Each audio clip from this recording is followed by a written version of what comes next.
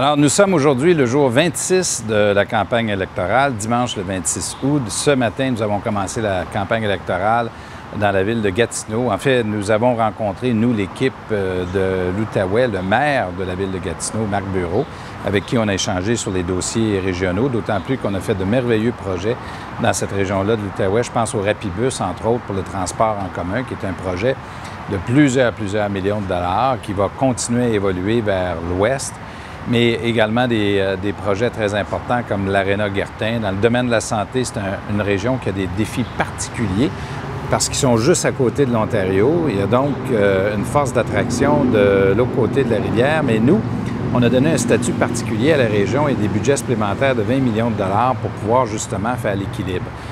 Le problème de fond est le même là que partout ailleurs au Québec. Il manque des médecins, entre autres des médecins de famille. Entre vous et moi, c'est pour ça que quand M. Legault dit « nous, non, il n'en manque pas de médecins », je regrette, là, il en manque 1000. Alors, c'est un enjeu où la santé, une région où la santé est très importante. Mais la région de l'Outaouais n'est pas toujours aussi appréciée qu'elle devrait l'être partout ailleurs au Québec. C'est vraiment un moteur économique du Québec.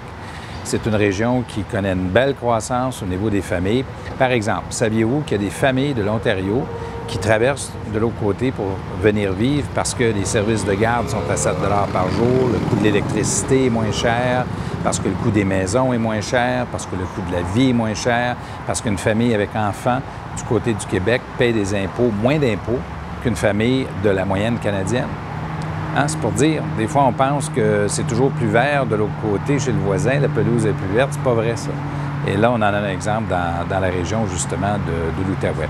J'étais donc accompagné de mon équipe, Maryse Godreau, qui est députée du comté de Hull, Charlotte Lécuyer, qui est la députée du comté de Pontiac, Stéphanie Vallée, qui est la députée du comté de Gatineau, également Alexandre Iraca, qui est le député, c'est-à-dire le candidat pour le comté de Papineau, et il est également le président de la commission scolaire, et Marc Carrière, qui est le député du comté de Chapleau.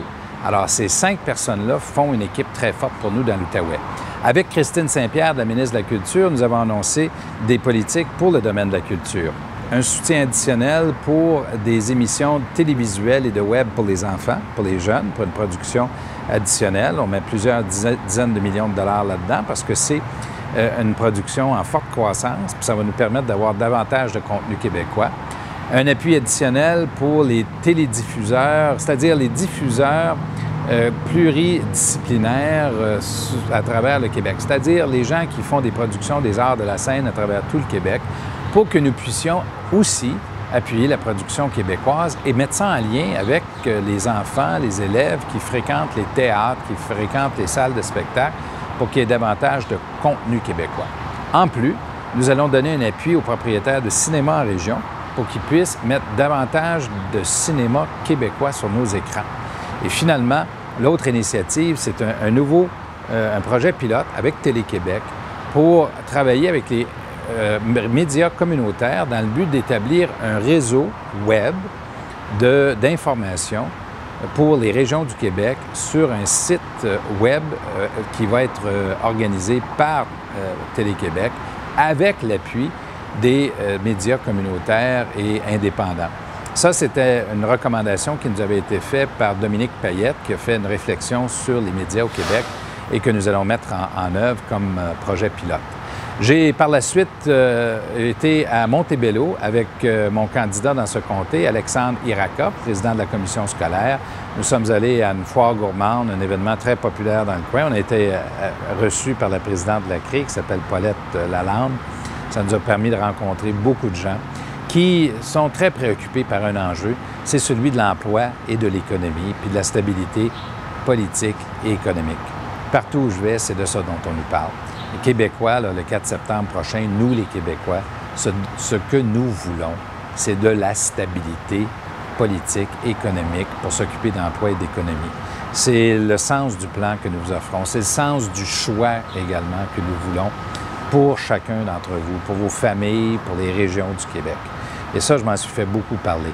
Les Québécois ne veulent surtout pas d'improvisation, ils ne veulent pas non plus une machine à chicane, là.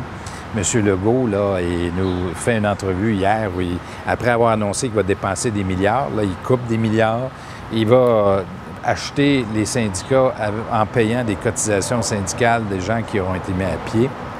On voit que ça n'a aucun espèce de sens en passant. Juste une parenthèse, là.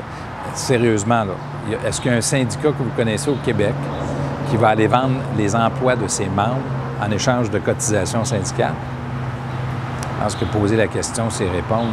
Ça me paraît assez méprisant que de prétendre que les syndicats vont se faire acheter comme ça. Et monsieur, entre guillemets, là, monsieur Legault dit c'est des peanuts, payez ça. Ça coûte des millions de dollars de votre argent à vous, là, mais c'est des peanuts. C'est drôle, moi. J'ai comme l'impression que c'est pas ça qu'on veut le lendemain de l'élection.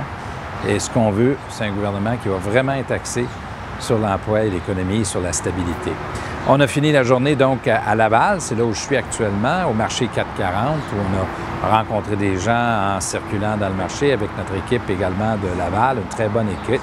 Geneviève April, qui est candidate pour nous dans le nouveau comté de Sainte-Rose. Également Jean Roussel, un nouveau candidat pour nous dans le comté de Vimont. Alain Paquette, qui est ministre délégué aux Finances, également député du comté de Mille-Îles.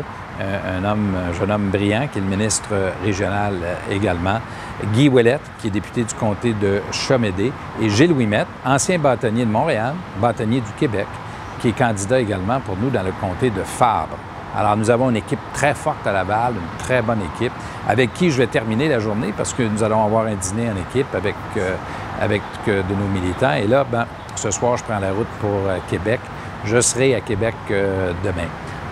Je ne veux pas manquer l'occasion de vous dire que se termine aujourd'hui la première journée des bureaux de vote avancés. Et demain, c'est la deuxième journée d'ouverture de bureaux de vote avancés dans toutes les circonscriptions du Québec. Vous pouvez aller voter au bureau de vote avancé.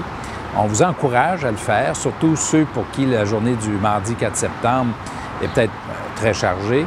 C'est une occasion pour vous d'exprimer votre droit de vote, de parler, de donner votre opinion et votre point de vue, surtout pour l'avenir du Québec. Alors, je vous retrouve demain.